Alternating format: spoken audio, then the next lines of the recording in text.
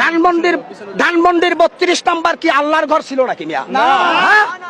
খালেদা জিয়াকে ক্যান্টনমেন্টের বাড়ির থেকে হাসিনা চোখের পানি দিয়ে চ্যাংদোলা করে উৎখাত করেছিল।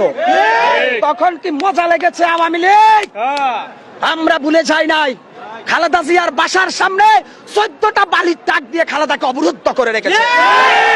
এদেশের মানুষ ভুলে যায় নাই খালেদা জিয়ার বাসায় বিদ্যুতের লাইন কেটে দিয়ে, পানির লাইন কেটে দিয়ে, গ্যাসের লাইন কেটে দিয়ে একটা 3 বারের প্রধানমন্ত্রীকে এক ধরনের জিম্মি করে অন্ধকারে রেখেছে।